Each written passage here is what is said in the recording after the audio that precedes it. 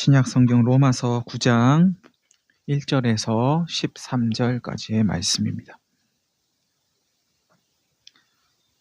로마서 9장 1절에서 13절 말씀을 제가 봉독하겠습니다. 내가 그리스도 안에서 참말을 하고 거짓말을 아니하노라.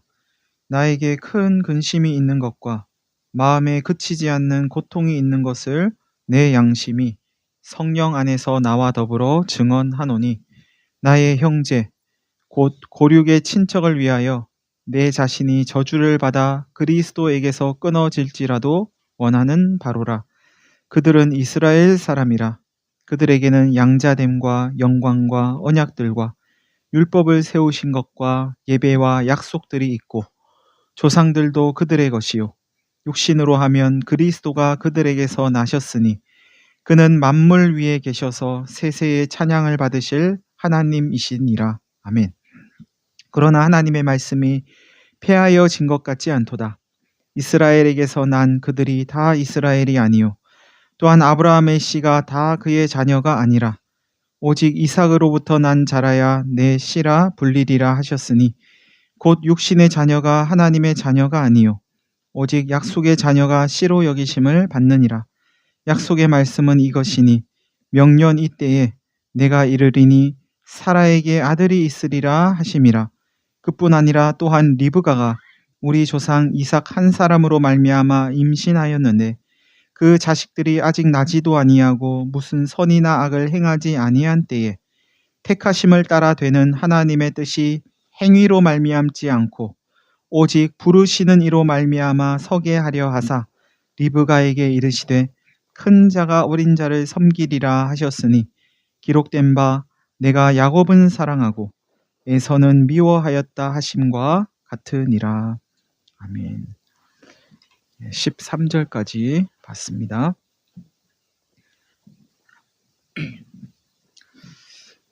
나는 그리스도 안에서 참말을 하고 거짓말하지 않습니다.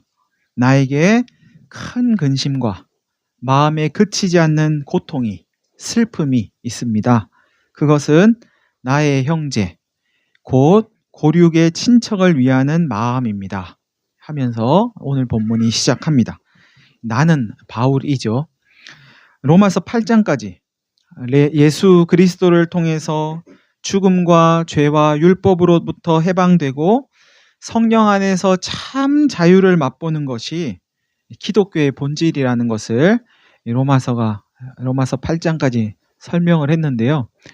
이렇게 이제 로마서 8장까지 읽고 그 다음에 12장을 읽어도 로마서는 자연스럽게 연결이 됩니다. 8장 읽고 12장으로 이렇게 넘어가서 읽어도 괜찮아요. 그런데 굳이 이게 이제 9장부터 10장, 11장이 이렇게 이제 중간에 들어있는 거죠. 왜 이게 굳이 들어있을까? 이게 뭐 필요할까?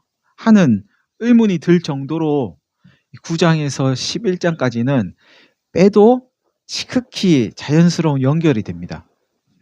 그런데 이 9장에서 11장까지의 내용을 살펴보면 이 8장과 12장을 연결하는 데 있어서 이 내용도 필요하구나. 이 9장, 10장, 11장도 필요하구나 하는 것을 알 수가 있습니다. 그래서 일관되게 무언가를 이 9장에서 11장이 전하고 있는데요.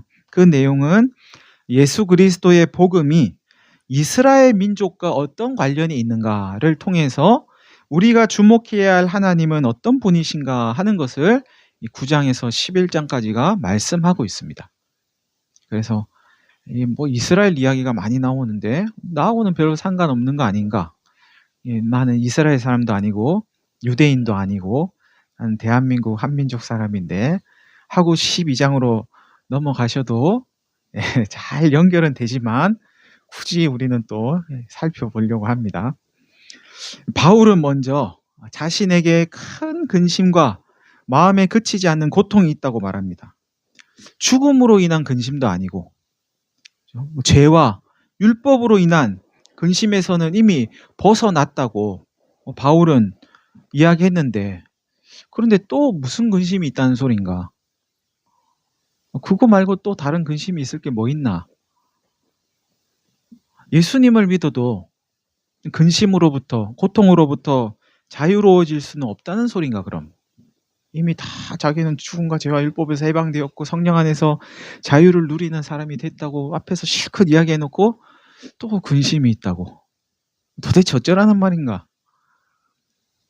고통과 슬픔에서 해방되는 인간의 삶은 정령 없다는 이야기인가? 이런 생각이 드실지도 모르겠는데요. 바울이 지금 말하고 있는 근심은 이전에 했던 근심과는 종류가 좀 다르고 전혀 과장된 것도 아니다고 바울은 이야기합니다. 성령 안에 거하는 바울의 양심이 바울의 그 근심을 증언하고 있다는 거죠. 그래서 이건 거짓말이 아니에요. 진짜예요, 진짜. 이렇게 이야기합니다. 진심이라는 거죠. 어떤 근심일까요? 바울에게는 어떤 그치지 않는 고통이 있는 걸까요? 바울의 근심과 고통은 다름 아닌 자기 민족, 이스라엘을 위한 근심이고 고통이고 슬픔이랍니다. 이스라엘이 어떻기에 바울은 저토록 근심하고 고통받고 있다고 이야기하는 것일까요? 이스라엘에는 하나님의 자녀가 되는 특권이 있고 하나님을 모시는 영광이 있고 하나님과 맺은 언약들이 있고 율법이 있고 참된 예배가 있고 하나님의 약속들이 있답니다. 그뿐 아니라 믿음의 조상들이 있고 예수님도 육신으로는 그들의 혈통에서 이스라엘의 혈통에서 나셨다고 이야기합니다. 이렇듯 하나님께서 이스라엘에게 주신 것들은 풍성한데 그리스도 예수를 통해서 주시는 하나님의 복음을 받아들이지 않으니까 내 백성, 내 민족이 이걸 받아들이지 않으니까 바울은 슬프고 슬픔을 넘어서 고통스럽다고 이야기합니다. 다시 말하면 이스라엘의 하나님의 자녀가 되는 특권이 주어졌더라도 하나님께서 주신 예수의 복음을 받아들이지 않으면 그 특권은 아무 소용없다는 거죠. 그래서 바울이 슬프답니다. 이스라엘에는 하나님을 모시는 영광이 있지만 예수의 복음을 받아들이지 않으면 그 영광은 아무 소용없기에 바울은 고통스럽답니다. 하나님께서 이스라엘과 맺은 언약, 즉 너는 내 백성이 되고 나는 너의 하나님이 될 거야 하신 그 약속이 예수를 통해서 완성되었는데 이스라엘 백성이 이걸 받아들이지 않으니까 바울은 근심하고 있답니다. 율법이 주어졌고 성막을 통해서 참된 예배의 방식을 알았지만 율법을 주신 하나님, 예배의 대상이 되는 그 하나님은 잊어버리고 하나님께서 약속의 성취로 보내주신 예수를 받아들이지 않으니까 바울은 슬프답니다. 하나님 자녀됨의 특권, 하나님과 맺은 언약, 율법과 성전, 조상들의 믿음, 그것만 붙잡고 있으면 살만하다고 여기니까 이스라엘 민족이, 자기 백성이 요것만 붙잡으면 살만해. 그러니까 바울이 슬픈 겁니다. 예수의 복음이 없는 상태로 살면서 아무 문제 없다고 여기니까 바울은 근심하는 겁니다. 예수 그리스도의 복음이 아니어도 살 수 있다고 여기는 걸 보니까 그게 그렇게 바울은 고통스러웠답니다.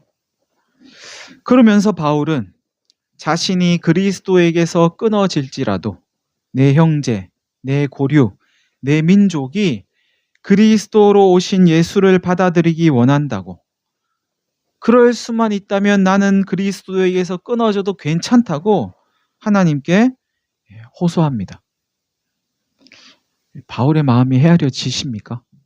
아니, 그래도 제일 중요한 거는 자기가 사는 거지.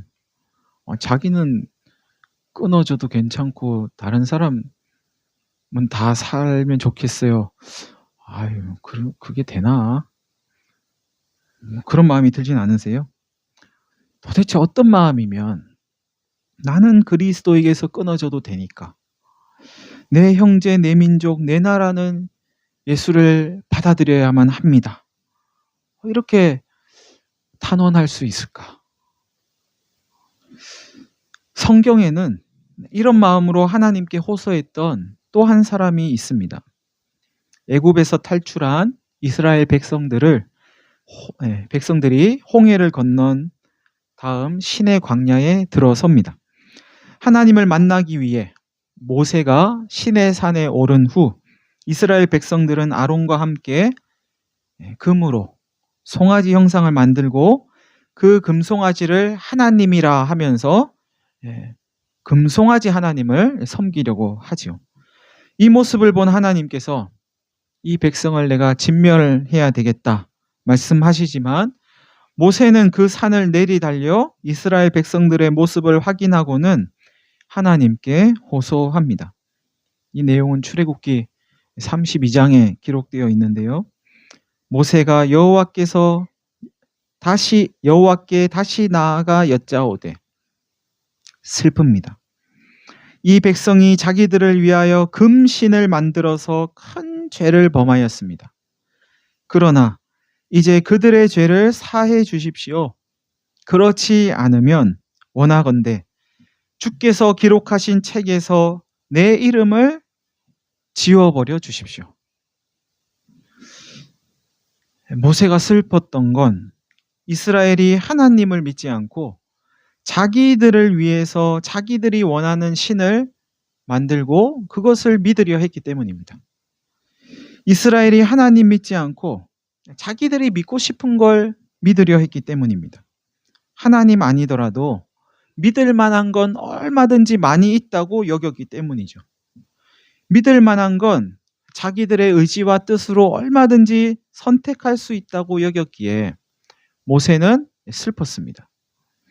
그래서 모세는 하나님 책에서 내 이름 지워버려도 좋으니까 내 형제, 내 민족 죄를 용서해 달라고 하나님께 간청했던 겁니다. 여러분, 이 모세의 마음이 헤아려지십니까? 대체 어떤 마음이면 내 이름은 하나님 책에서 지워버려도 되니까 하나님 기억 속에서 내 이름은 지워내도 괜찮으니 내 형제, 내 민족 용서해 주시고 구원해 주세요 라고 할 수 있는 걸까요? 자기 생명을 걸고 하나님께 탄원하는 바울과 모세의 모습을 통해서 우리는 하나님을 믿는다는 게 무엇인가를 알 수 있습니다. 하나님을 믿는다는 건 자기가 믿고 싶은 걸 선택해서 믿는 게 아니랍니다. 하나님을 우리가 믿는다고 할 때 내가 하나님을 믿으려고 선택한 것처럼 보이지만 사실은 그게 아닙니다. 우리는 원래 하나님 안에 있던 사람들이었고 하나님을 믿도록 만들어진 사람들이었던 거죠. 하나님이 우리를 먼저 선택하셨고 그렇기에 우리가 하나님께로 돌아갈 수 있는 것뿐이죠. 하나님을 믿는다는 건 대중을 따라서 믿음의 대상을 선택하는 것도 아니랍니다. 많은 사람들이 믿으니까 따라서 믿고 사람들이 저걸 믿으니까 저걸 믿고 이렇게 해서 하나님을 믿는 게 아니랍니다. 하나님 믿는 사람을 믿는 것도 아니랍니다. 그게 하나님 믿는 게 아닙니다. 심지어 하나님이 주신 것을 믿는 것도 아니랍니다. 하나님이 주시는 거 많이 있죠. 우리에게 주어지는 모든 것은 다 하나님이 주시는 거라고 할 수 있겠죠. 그걸 믿는 게 하나님을 믿는 것도 아니래요. 하나님을 믿는 것과 하나님이 주시는 걸 믿는 건 다른 거죠. 하나님을 믿는 건 어떤 이데올로기를 믿는 게 아니고, 이데올로기는 무슨 주의라고 붙은 건 다 이데올로기예요. 민주주의도 이데올로기죠. 자유주의, 사회주의 이런 거 다 이데올로기입니다. 그런 어떤 개념이나 사상이나 그런 주의를 믿는 게 하나님을 믿는 게 아닙니다. 정치인을 믿는 게 하나님을 믿는 것도 아니고, 정치 체제를 믿는 게 하나님을 믿는 것도 아니고, 정책을 믿는 것도 하나님을 믿는 게 아닙니다. 민주주의는 신앙의 대상이 아니죠. 신앙의 대상입니까? 국가는 신앙의 대상입니까? 국가는 신앙의 대상이 아니죠. 정치의 영역에서 우리나라의 근대사는 참 슬프고 아픈 것 같습니다.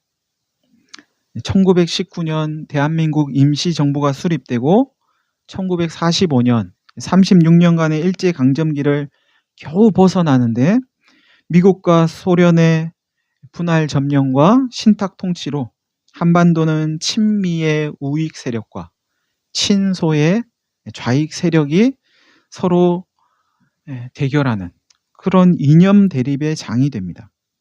1948년 소련이 남북 총선거를 반대하면서 남한에서만 선거가 실시되죠. 그래서 이승만을 초대 대통령으로 하는 정부가 수립됩니다. 그러다가 1950년 6월 25일 북한의 남침으로 전쟁이 발발합니다. 1953년 7월 27일 휴전하기까지 약 3년간 한반도에서 전쟁이 이어집니다. 1954년 이승만 대통령은 장기 집권을 위해서 대통령 중임제를 폐지하고 1960년 3.15 부정선거를 저지르는데 그 일로 4.19 시민혁명이 일어납니다. 1960년 4월 27일 약 12년간 집권했던 이승만 대통령이 물러나고 정부는 내각제를 편성하게 되는데 그때 이제 어수선한 틈을 타서 1961년 5월 16일 박정희가 쿠데타를 일으킵니다. 이후 박정희는 정부를 내각제에서 대통령제로 다시 바꾸고 1963년부터 79년까지 약 16년 동안 장기 집권을 합니다.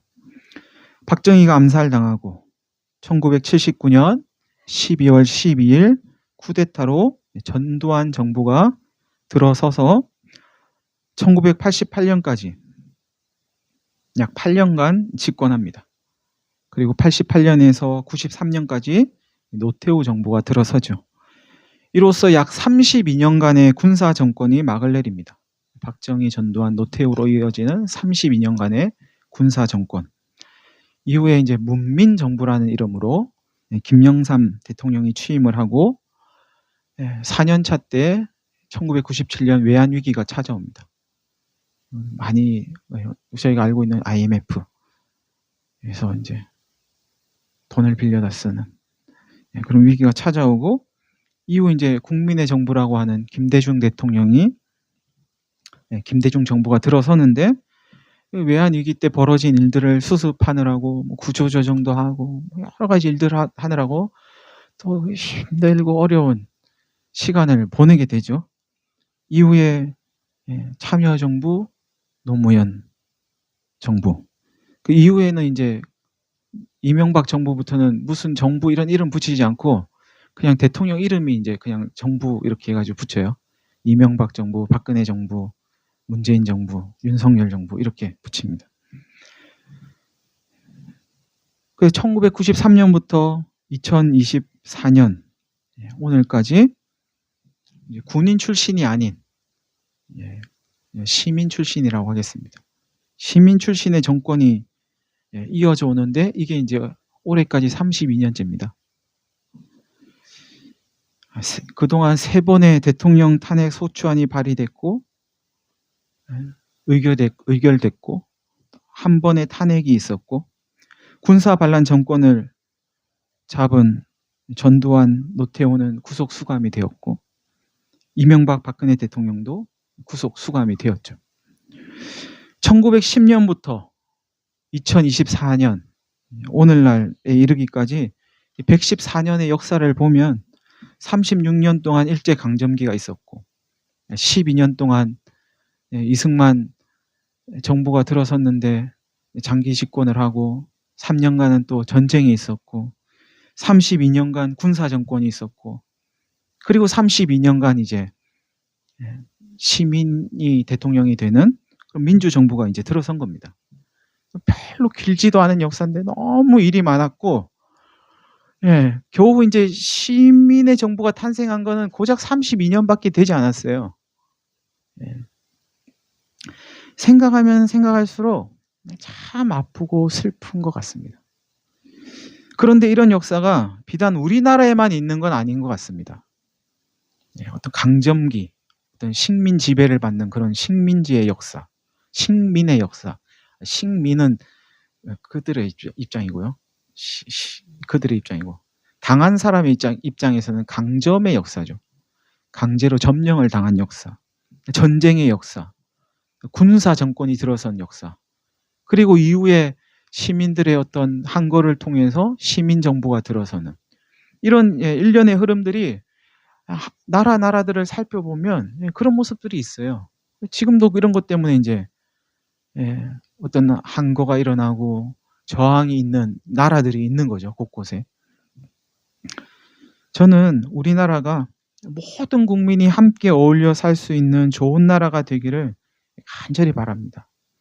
좋은 나라가 되기 위해서 좋은 지도자가 세워지기를 간절히 바라고, 좋은 법이 제정되기를 간절히 바라고, 좋은 정책이 만들어지기를 바라고, 좋은 의식을 가진 국민이 많아지기를 간절히 바랍니다. 지도자의 수준은 국민들의 수준이라고 늘 생각합니다. 우리에게 맞는 지도자를 우리가 뽑는 거거든요. 그리고 민주주의가 강건해지기를 간절히 바랍니다. 일제강점기와 전쟁을 지난 지 불과 70여 년 만에 우리나라는 세계 경제 10대 강국이 되었습니다.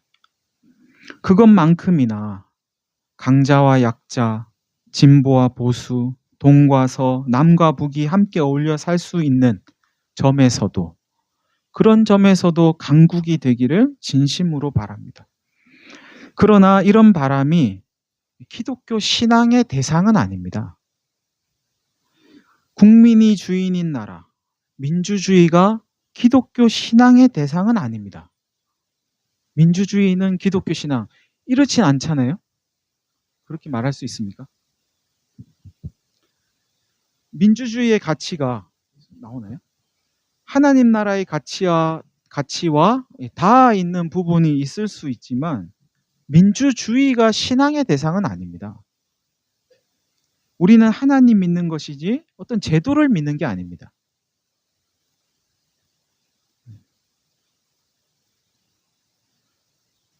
하나님을 믿는다는 건 하나님 외에는 다른 어떤 것도 믿음의 대상으로 삼지 않는 겁니다. 하나님이 주신 걸 믿는 건 하나님 믿는 거하고는 다른 겁니다. 이어지는 본문은 이스라엘이 예수 그리스도의 복음을 받아들이지 않았다고 해서 하나님의 약속이 폐하여진 것은 아니라고 말씀합니다. 이스라엘에게서 태어났다고 해서, 이 이스라엘은 야곱을 이야기합니다. 나라, 민족 이야기하는 게 아니고요. 야곱이 이름이 나중에 이스라엘로 바뀌죠. 야곱 이야기합니다. 야곱에게서 태어났다고 해서 다 이스라엘 사람이 아니고, 아브라함의 자손이라고 해서 다 그의 자녀가 아니며, 이삭에게서 태어난 사람만 너의 씨다, 내 자손이라 부르겠다고 하나님이 그렇게 정하셨다는 겁니다. 이 말은 육신의 자녀, 즉 혈통의 자녀가 하나님의 언약의 자녀가 되는 게 아니라 하나님께서 약속하신 그 약속의 자녀만이 언약의 자녀로 인정받는다는 뜻입니다. 아브라함에게는 사실 두 아들이 있습니다. 이스마엘과 이삭.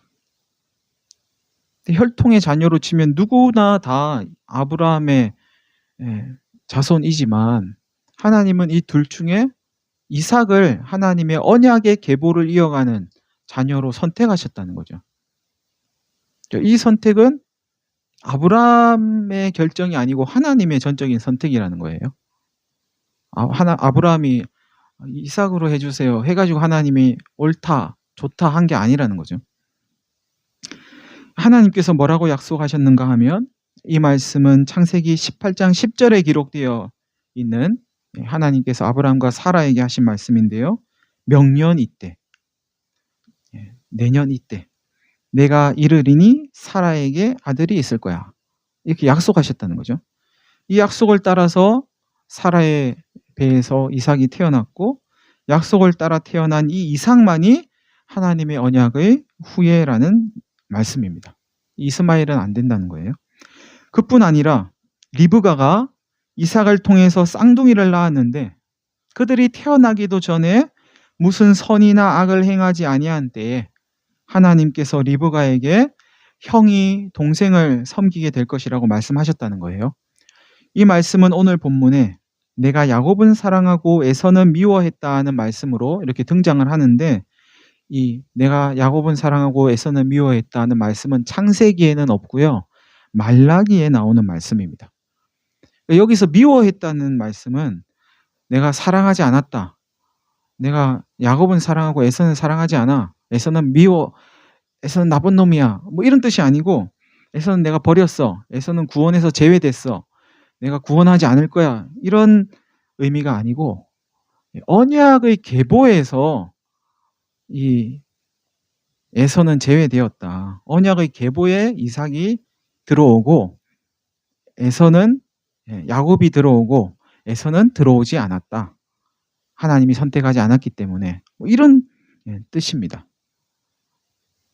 그러니까 구원에서 나 구원 안 할 거야, 에서는, 이런 뜻은 아닙니다. 정리해 보면 하나님의 언약의 후손은 혈통을 따라서 되는 게 아니고 그들의 행위를 통해서 되는 것도 아니고 하나님의 약속을 따라 이루어지는 것이라는 말씀입니다. 하나님 마음이라는 거죠.